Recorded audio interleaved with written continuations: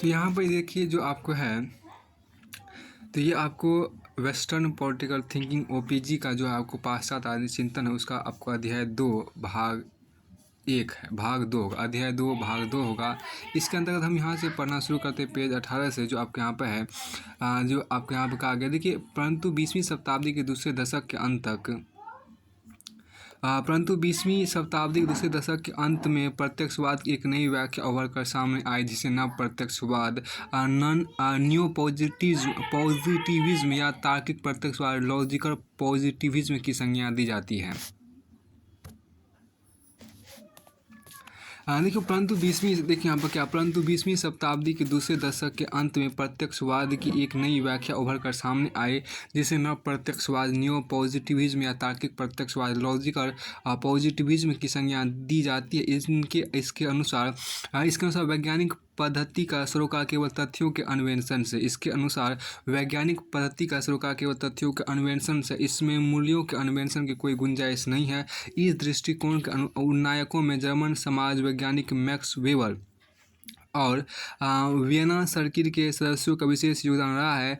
देखिए, max weber का जीवन काल आपको 1864 से 1920 तक रहा। मैक्स वेबर अपने प्रसिद्ध निबंध साइंस एज ए वोकेशन, विज्ञान एक व्यवसाय 1919 के अंतर्गत ये विचार व्यक्त किया कि विज्ञान हमें इस प्रश्न का उत्तर नहीं देता कि हमें क्या करना चाहिए और हमें किस तरह का जीवन जीना चाहिए। देखिए, विज्ञान हमें ये बहुत अच्छा लाइन यहाँ पर कहा गया है, विज्ञान हमें इस प्रश्न का उत्तर नहीं देता है कि हमें क्या करना चाहिए और हमें किस तरह का जीवन जीना चाहिए। शैक्षिक ज्ञान हमें सृष्टि के उद्देश्य को समझने में कोई सहायता नहीं देता। शैक्षिक ज्ञान हमें सृष्टि के उद्देश्य को समझने में कोई सहायता नहीं देता। इसके बारे में परस्पर विरोधी व्याख्याओं में सामंजस्य स्थापित नहीं किया जा सकता। फिर 1920 के दशक के दौरान वियना सर्किल के सिद्धांतकारों ने अपने अपने ढंग से इस तर्क को दोहराया। यह विचार संपदा वियना विश्वविद्यालय के मोर्टिज सिल्क 1882 से 1936 जिसका आपको जीवनकाल रहा। मोर्टिज ये देखिए यहाँ पर जो कहा, यह विचार संपदा वियना विश्वविद्यालय के मोर्टिज सिल्क के नेतृत्व में विकसित हुआ। कैम्ब्रिज विश्वविद्यालय में आपको लुडविक विटजेंस्टाइन के नेतृत्व में आगे बढ़ा और ऑक्सफोर्ड विश्वविद्यालय में ये ए.जे. अय्यर की छत्र छाया में अपने उत्कर्ष पर पहुंचा। इस संप्रदाय से संबंध रखने वाले तार्किक प्रत्यक्षवादी ने तर्क दिया कि हमें केवल उसी ज्ञान पर विश्वास करना चाहिए जिसे प्राकृतिक विज्ञानों की कठिन और कठोर पद्धति से प्राप्त किया गया हो। अभी हम देखिए जो खास बात है कि मोर्टिज सिल्क का जो जीवन काल रहा वो 1882 से लेकर 1936 ईस्वी तक रहा और लुडविक विटजेंस्टाइन का जीवन काल जो रहा वो 1889 से 1991 ईस्वी तक रहा और ए.जे. अय्यर का जीवन काल 1910 से 1989 ईस्वी तक रहा। देखिए यहाँ पर क्या, इसके बाद जो यहाँ पर कहा गया कि हमें केवल उसी ज्ञान पर विश्वास करना चाहिए जिसे प्राकृतिक विज्ञान और नेचुरल साइंस की कठिन और कठोर पद्धति रिगोरस मेथड से प्राप्त किया गया हो। चूँकि मूल्यों संबंधित प्रश्नों को उत्तर इस पद्धति से प्राप्त नहीं किए जा सकते, इसलिए उनके बारे में विश्वस्त ज्ञान प्राप्त नहीं किया जा सकता।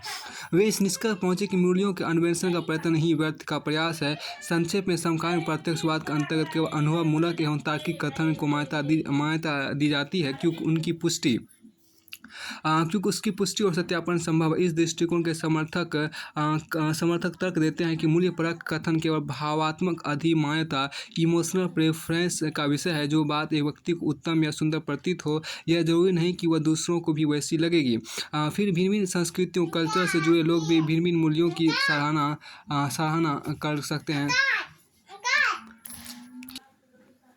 देखिए यहाँ पर क्या कि कठोर पद्धति से प्राप्त किया गया। चूँकि मूल्यों संबंधित प्रश्नों के उत्तर इस पद्धति से प्राप्त नहीं किए जा सकते, इसलिए उनके बारे में विश्वस्त ज्ञान प्राप्त नहीं किया जा सकता। वे इस निष्कर्ष पर पहुँचे कि मूल्यों के अन्वेषण का प्रयत्न ही व्यर्थ का प्रयास है। फिर आपको आगे यहाँ पर कहा गया संक्षेप में, देखो आगे जो यहाँ पर कहा गया संक्षेप में समकालीन प्रत्यक्षवाद के अंतर्गत केवल अनुभव मूलक एवं तार्किक कथन को मान्यता दी जाती है क्योंकि उसकी पुष्टि और सत्यापन संभव है। इस दृष्टिकोण के समर्थक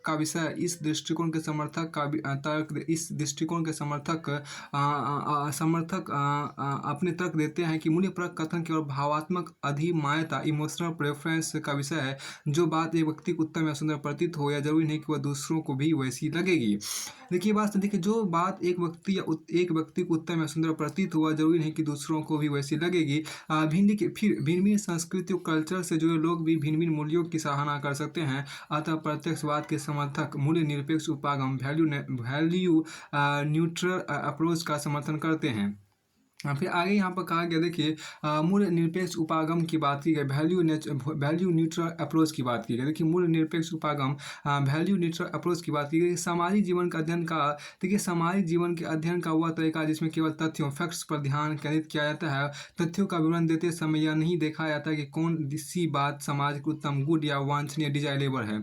फिर देखिए व्यवहारवाद को देखिए राइज ऑफ बिहेवियरिज्म, देखिए आपको यहाँ पर फिर 1950 के दशक में राजनीति विज्ञान के अध्ययन के लिए संयुक्त राज्य अमेरिका में व्यवहारवाद बिहेवियरिज्म की नींव रखी गई है। यह आंदोलन तार्किक प्रत्यक्षवाद की मान्यताओं से अत्यंत प्रभावित था। इसके समर्थकों ने यह तर्क दिया कि राजनीति विज्ञान के अंतर्गत केवल उन्हीं विषयों पर विचार करना चाहिए जिनका अन्वेषण वैज्ञानिक पद्धति से किया जा सकता हो। अतः राजनीतिक क्रियाकर्ताओं पॉलिटिकल एक्टर्स जैसे कि मतदाताओं विधायकों मंत्रियों राजनीतिक दलों के सदस्यों और नेताओं इत्यादि का व्यवहार बिहेवियर ही राजनीति विज्ञान के लिए अध्ययन का उपयुक्त विषय है।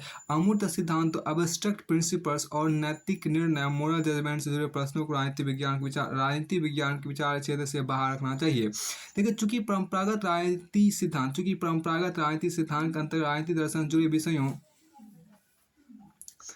चूंकि परंपरागत राजनीति सिद्धांत के अंतर्गत राजनीति दर्शन जुड़े विषयों जैसे कि अमूर्त सिद्धांत और संकल्पना और नैतिक निर्णय के आधार पर तत्वों इत्यादि विशेष ध्यान दिया जाता था। इससे व्यवहारवाद के नायकों ने तर्क दिया कि वर्तमान युग में राजनीति सिद्धांत की कोई प्रासंगिकता रेलेवेंस नहीं रह गई है। इतना ही नहीं, अनेक लेखकों ने यह घोषणा कर दी कि अब राजनीति सिद्धांत का युग समाप्त हो चुका है, उसका कोई भविष्य नहीं है।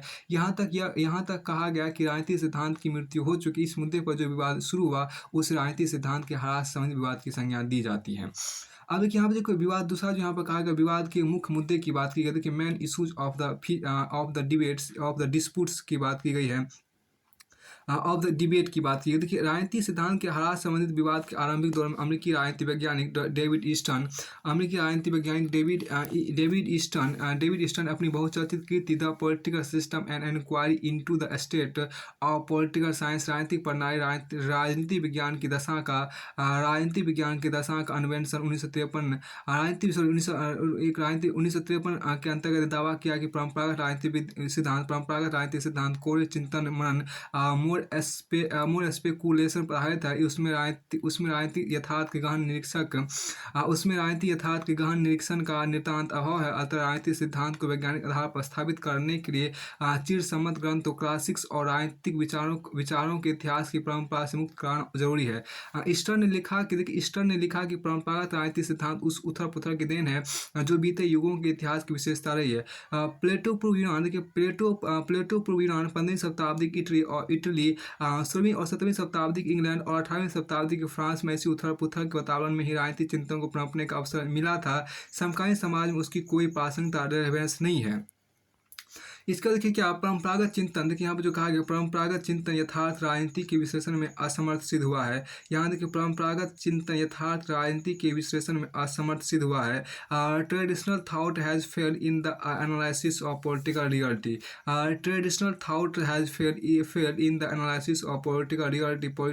रियलिटी। देखिए ईस्टर ने तर्क दिया कि कार्ल मार्क्स और जॉन स्टुअर्ट मिल के बाद कोई महान दार्शनिक पैदा नहीं हुआ था। अतः प्राश्रितों की तरह एक शताब्दी पुराने विचारों के साथ चिपके रहने से क्या फायदा। ईस्टर ने लिखा कि अर्थशास्त्रवेताओं और समाज वैज्ञानिकों ने तो मनुष्यों के यथार्थ व्यवहार का व्यवस्थित अध्ययन प्रस्तुत किया है, परंतु राजनीति वैज्ञानिक पॉलिटिकल साइंटिस्ट इस मामले में पिछड़ रहे हैं। इन्होंने फासिज्म और कम्युनिज्म के उदय और अस्तित्व की व्याख्या देने के लिए उपयुक्त अनुसंधान उपकरण रिसर्च टूल भी विकसित नहीं किए हैं। फिर दूसरे विश्व युद्ध 1939-1945 के दौरान अर्थशास्त्रवेताओं समाज वैज्ञानिक और मनोवैज्ञानिक साइकोलॉजिस्ट ने तो निर्णय प्रक्रिया डिसीजन मेकिंग प्रोसेस में सक्रिय भूमिका निभाई है, परंतु राजनीति वैज्ञानिकों को किसी ने पूछा ही नहीं। अतः ईस्टर्न राजनीति वैज्ञानिकों को यह सलाह दी कि उन्हें अन्य सामाजिक वैज्ञानिकों के साथ मिलकर एक व्यवहारवादी राजनीति विज्ञान बिहेवियर पॉलिटिकल साइंस का निर्माण करना चाहिए, ताकि उन्हें भी निर्णय प्रक्रिया में अपना उपयुक्त स्थान प्राप्त हो सके।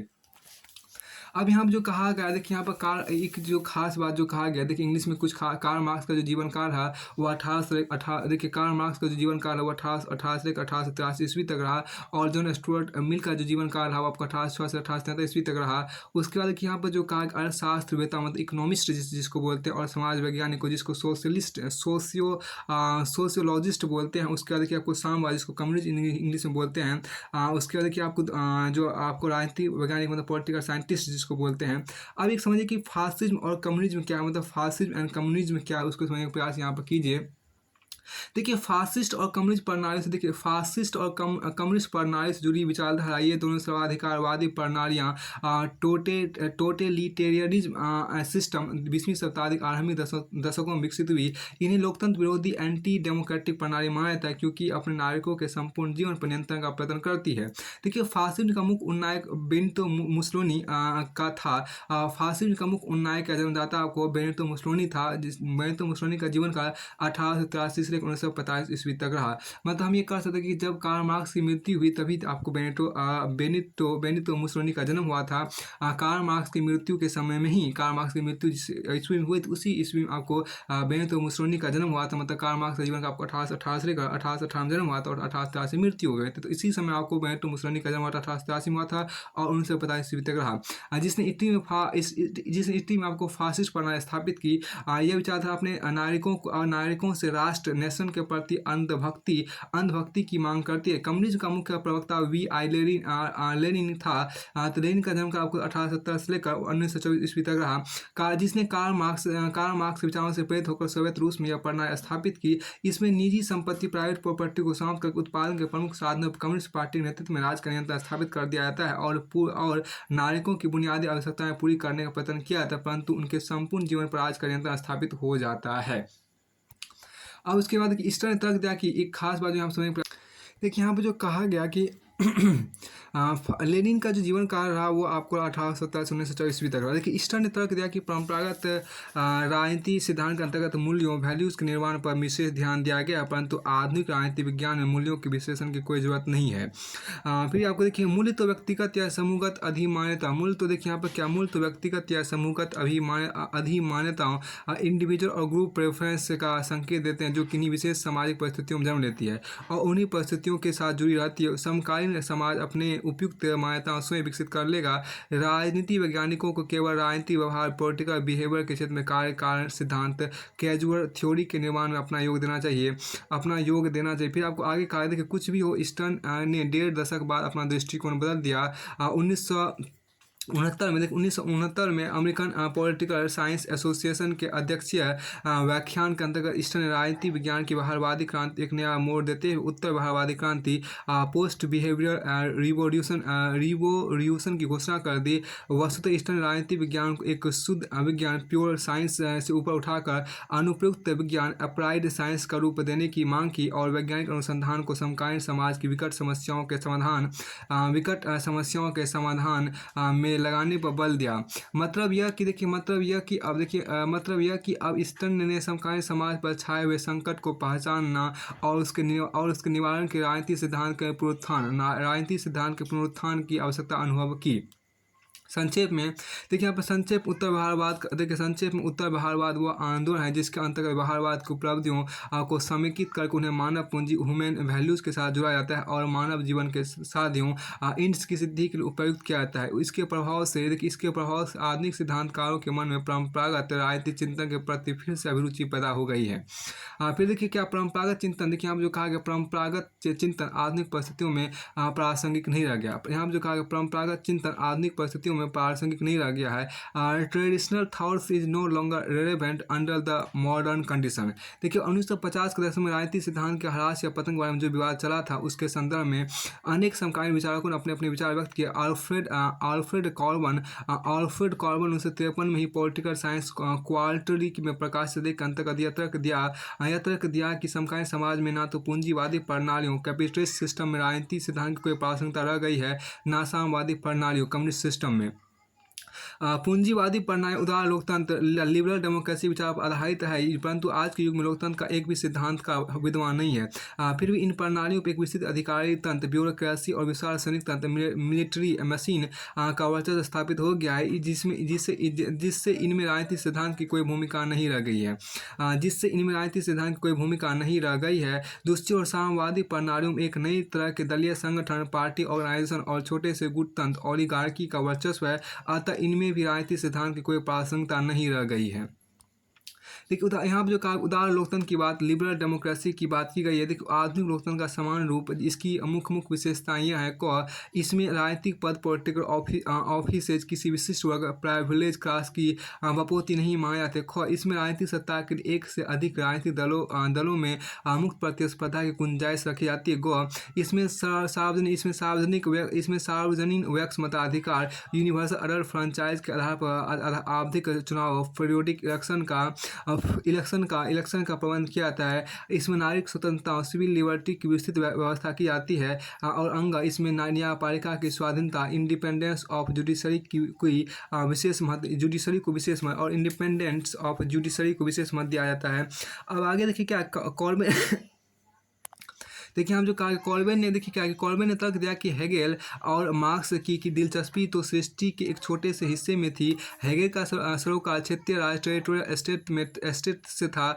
मार्क्स का सरोकार सबहरा वर्ग प्रोलिटेरिएट क्लास अर्थात संपत्तिहीन कामगार वर्ग प्रॉपर्टी लेस वर्किंग क्लास से था। देखिए यहाँ पर क्या हेगेल का जीवन का आपको 1770 से लेकर 1831 ईस्वी तक रहा और मार्क्स का जीवन काल जो रहा वो आपका 1818 से लेकर 1883 ईस्वी तक रहा। फिर यहाँ पर जो कहा गया देखिए कि ये दोनों अलग अलग अपने संदर्भ में मनुष्य की नियति का पता लगाना चाहते थे, परंतु समकालीन राजनीति इतने बड़े पैमाने पर कार्य करती है कि इन विचारों की सहायता से इसका विश्लेषण या मार्गदर्शन संभव नहीं रह गया है। देखिए इसके अलावा तार्किक प्रत्यक्षवादी लॉजिकल पॉजिटिविस्ट ने तथ्यों पर अपना ध्यान केंद्रित करते हुए मूल्यों को अपने विचार क्षेत्र से बाहर कर दिया है। इस तरह इन्होंने भी राजनीतिक सिद्धांत के पतन में योग दिया है। इन सब परिवर्तनों के बावजूद कॉर्बन ने यह आशा व्यक्त की है कि सारा खेल खत्म नहीं हो गया है। राजनीतिक विज्ञान उन प्रश्नों को उत्तर देने हैं जिनका उत्तर देने के लिए अन्य सामाजिक विज्ञानों की तर्क प्रणाली मेथोडोलॉजी असमर्थ है। वस्तुतः राजनीतिक विज्ञान को विवेकपूर्ण निर्णय के मानदंड क्राइटेरिया ऑफ जजमेंट विकसित करने चाहिए। इन्हीं से राजनीतिक विज्ञान का अस्तित्व सार्थक होगा।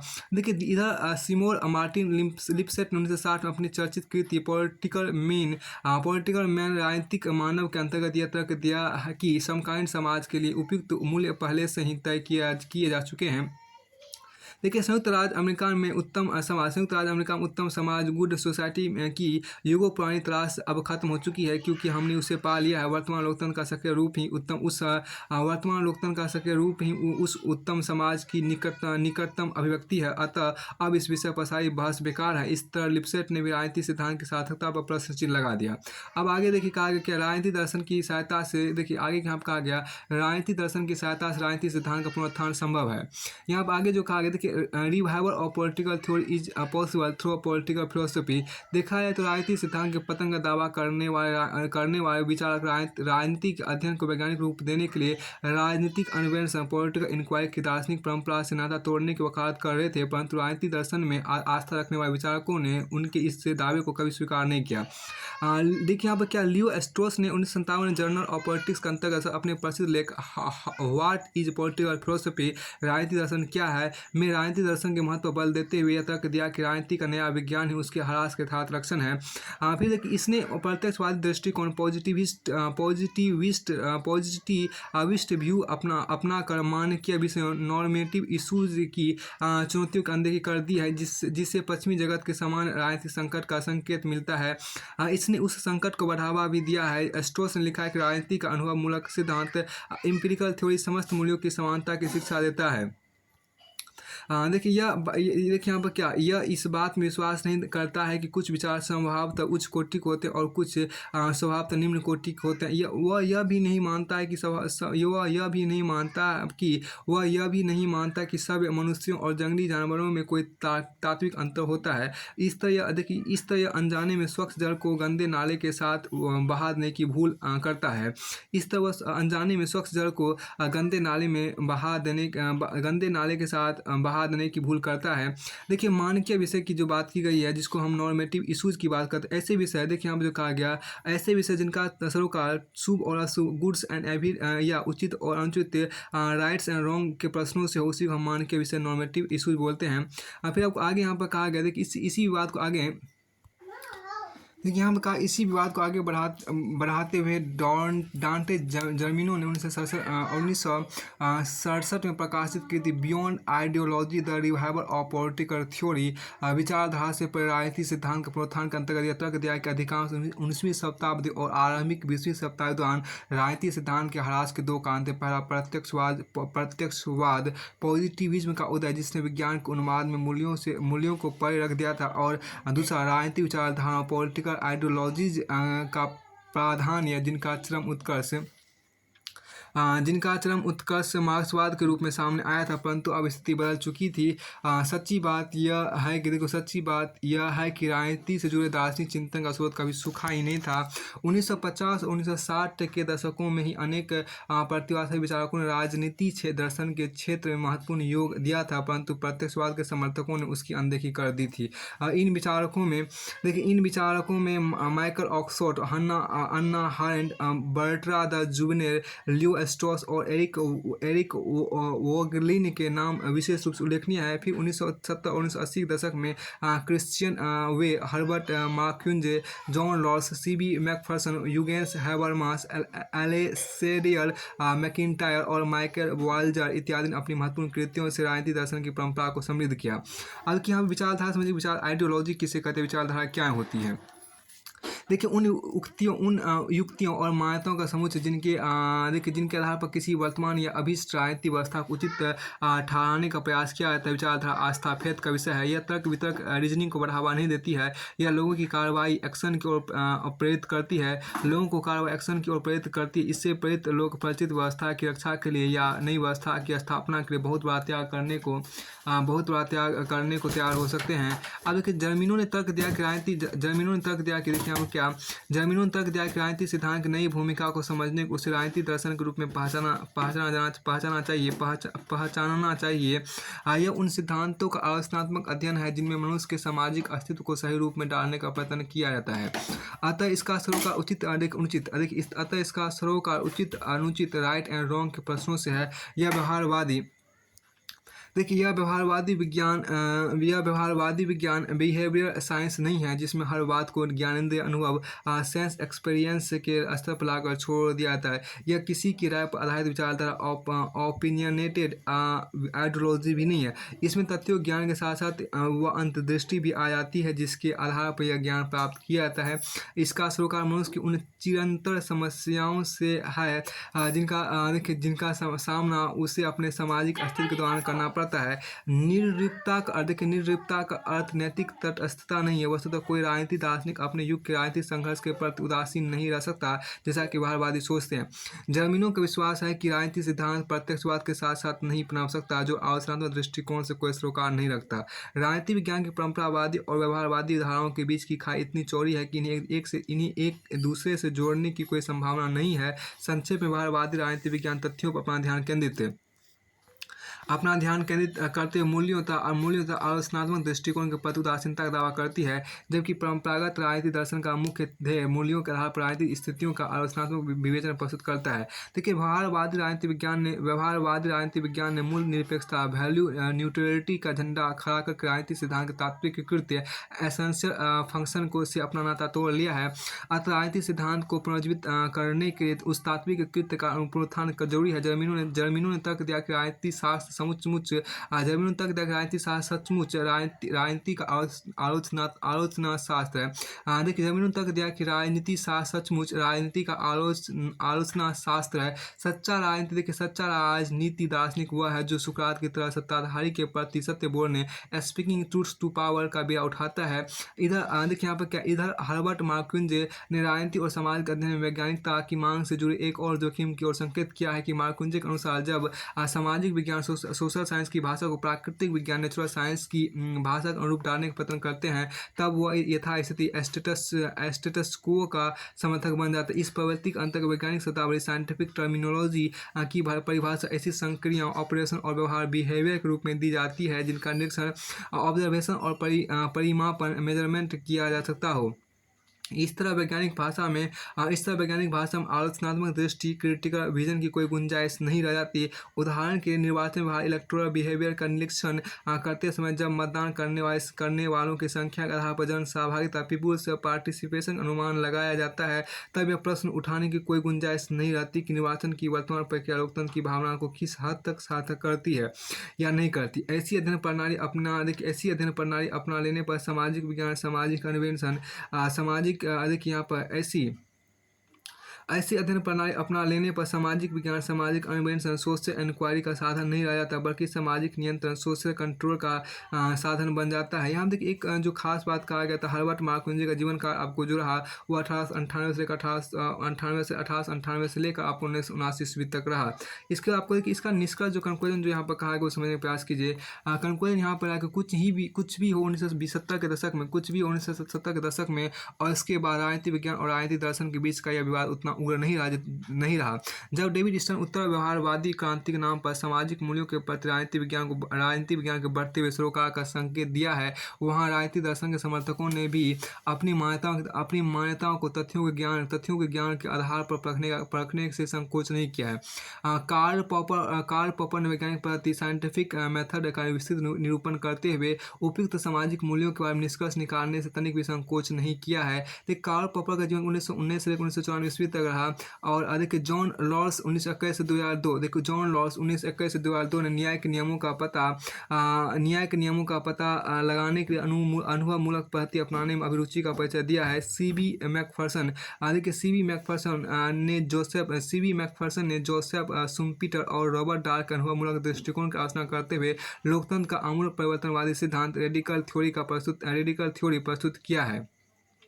देखिए हम जो मैकफर्सन के जीवन का आपको सीबी मैकफर्सन का जीवन 1911 से लेकर 1987 ईस्वी तक रहा। हार्बर्ट मार्क्यूंजे और यूर्गेन हैबरमास ने समकालीन पूंजीवाद की आलोचना करते हुए अनुभवमूलक निरीक्षण की गहन अंतर्दृष्टि का परिचय दिया है। अब यह स्वीकार किया जाता है कि राजनीति विज्ञान हमें सामाजिक और प्राकृतिक विज्ञान, सोशल एंड नेचुरल साइंस की तरह अपने साधनों को परिष्कृत करने में सहायता देता है, परंतु साध्यों की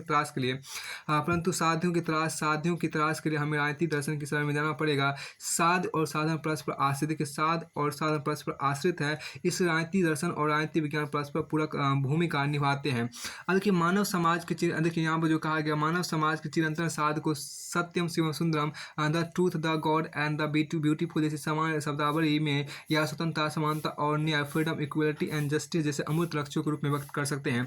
परंतु इनके व्यवहारिक साक्षात्कार और निरूपण के लिए प्रत्येक पीढ़ी को अपनी समकालीन परिस्थितियों का गहन निरीक्षण और विश्लेषण करना होगा। उदाहरण के प्रौद्योगिकी विकास, टेक्नोलॉजिकल डेवलपमेंट और की नई उपलब्धियां, जनसंचार के साथ मीडिया ऑफ मास कम्युनिकेशन की नई क्रांति, व्यापार व्यवसाय के नए तौर तरीके, विशिष्ट वर्गों विशिष्ट वर्गों की नई रणनीतियों और जनसाधारण की बढ़ती हुई आकांक्षाओं से बढ़ती हुई आर्थिक और भावात्मक व्यवस्थाओं ने के चलते सामाजिक जीवन के यथार्थ शादी और साधनों पुनर्विचार जरूरी हो सकता है।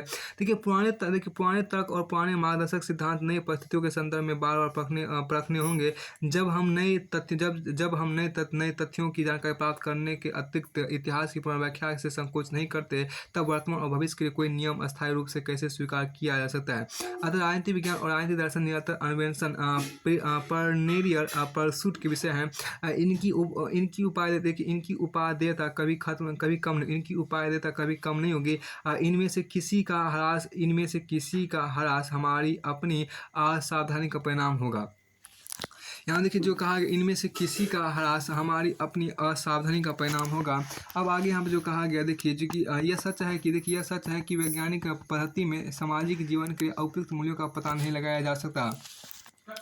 देखिए ये नैतिक नियम मोरल जजमेंट के विषय है। वैज्ञानिक निर्णय साइंटिफिक जजमेंट के विषय नहीं, परंतु सामाजिक जीवन को चलाने के लिए नैतिक निर्णय भी उतने ही जरूरी है। राजनीति वैज्ञानिक इस विषय को अपने विचार क्षेत्र से बाहर मानते हुए अपने महत्वपूर्ण उत्तरदायित्व से मुंह नहीं मोड़ सकते। यदि वे इन समस्याओं से दूर भागेंगे तो इनका निर्णय किसी और के हाथों में, विशेषतः किन्हीं निहित स्वार्थों वेस्टेड इंटरेस्ट के हाथों में चला जाएगा। इससे समाज को अपार क्षति पहुँच सकती है। यह बात याद रखने की है कि मूल्यों का विशेष निरंतर चढ़ने वाली प्रक्रिया है। मूल्य निर्णय वैल्यू जजमेंट वैज्ञानिक पद्धति का विषय नहीं है। देखिए यह इसका गुण है, त्रुटि नहीं। मूल्यों के साथ को पहचानने की विवेक बुद्धि विजडम की आवश्यकता है। वैज्ञानिक प्रक्रिया का सहारा लेकर इस तत्व का पता नहीं लगाया जा सकता। विवेकशील मनुष्य सही सुनता, टॉलरेंस के आधार पर परस्पर संवाद, कम्युनिकेशन स्थापित करके सहमति कंसेंसस पर पहुंच सकते हैं। परंतु कोई भी व्यक्ति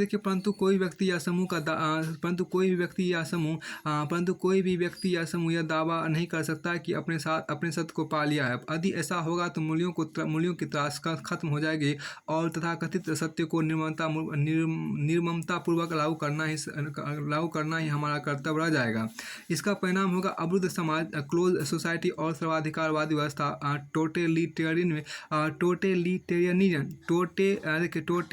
देखिए यहाँ पर जो कहा गया टोटलिटेरियन सिस्टम, जिसमें मनुष्य की स्वतंत्रता का दमन कर दिया जाएगा। अब आगे यहाँ पर देखिए जो कहा गया, इसमें जो कहा गया देखिए साथ मूल्यों के प्रति, देखिए यहाँ पर क्या कि मूल्यों के प्रति उदार दृष्टिकोण की वही मांग है। मूल्यों के प्रति उदार दृष्टिकोण की यही मांग है कि समाज में वैकल्पिक कार्रवाई अल्टरनेटिव कोर्सेज ऑफ एक्शन की गुंजाइश लगातार बनी रहे। व्यक्ति को अनेक विकल्पों में से चॉइस का पूरा अवसर है। इसका अर्थ होगा एक मुक्त बहुलवादी समाज, ओपन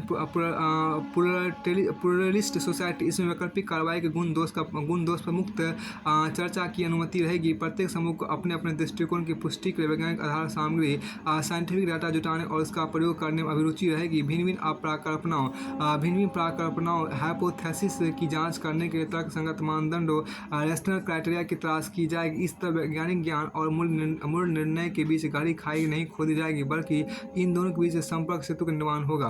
देखिए यहाँ पर जो कहा गया, संक्षेप में राजनीति सिद्धांत का महत्व इसलिए है कि सार्वजनिक जीवन के लक्ष्य गोल्स ऑफ पब्लिक लाइफ निर्धारित करता है और ऐसी संस्थाओं एवं प्रक्रियाओं, इंस्टीट्यूशन एंड प्रोसीड्यूर्स का पता लगाना है जो उन लक्ष्यों की सिद्धि में सहायक हो। ज्ञान विज्ञान की कोई अन्य शाखा या कार्य नहीं करती। राजनीति सिद्धांत के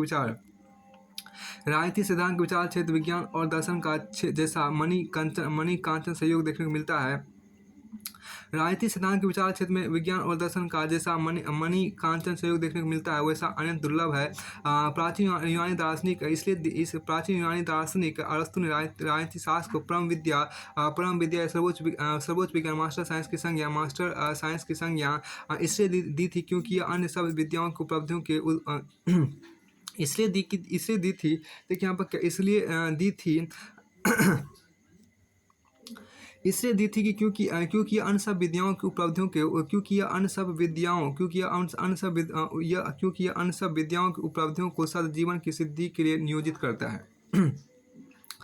क्योंकि देखिए यहाँ पर क्योंकि यह अन्य सब विद्याओं की उपलब्धियों को सदजीवन की सिद्धि के लिए नियोजित करता है। इसके बाद यहाँ पर आपको कहा गया, देखिए यहाँ से चैप्टर पूरा से अध्याय 2 पूरा से फिनिश होता है। अध्याय 3 हम अगले वीडियो में चर्चा करेंगे। तो यहीं पर इसको रखिए।